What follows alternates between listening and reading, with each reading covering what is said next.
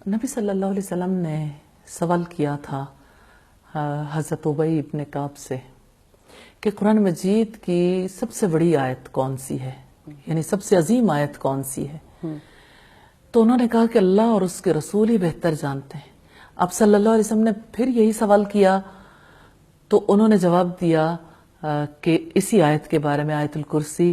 تو آپ صلی اللہ علیہ وسلم نے فرمایا کہ اے ابو المنذر، تمہیں تمہارا علم مبارک ہو۔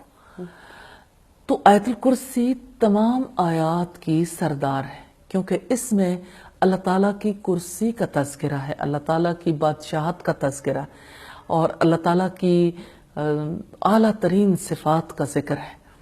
حقیقت یہ ہے کہ اس دنیا میں کسی چیز کی کوئی ریئلٹی نہیں ماں سوائے اللہ تعالیٰ کی ذات کے۔ لا الہ الا اللہ سے ہمیں اسی کا سبق ملتا ہے کہ کوئی الہ نہیں، کسی چیز کی کوئی حقیقت نہیں ماں سوائے اللہ تعالیٰ کے۔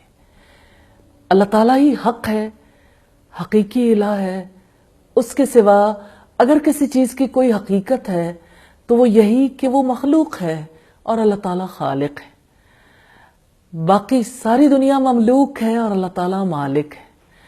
ساری کائنات مرزوق ہے اور اللہ تعالیٰ رازق ہے۔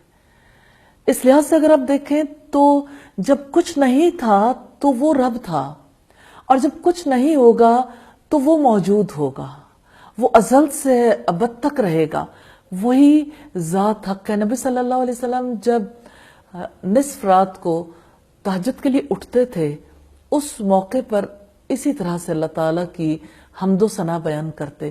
انہی الفاظ میں سے یہ الفاظ بھی ہیں، اللہم انت الحق، اللہ تیری ذات حق ہے۔ تو اللہ کی ذات ہی حق ہے، اللہ تعالیٰ ہی اصلی حقیقت ہے اس پوری کائنات میں۔ اسی کے دم قدم سے یہ سب کچھ موجود ہے۔ وہ جب چاہے گا ہر چیز کو فنا کر دے گا، پھر دوبارہ پیدا کرے گا۔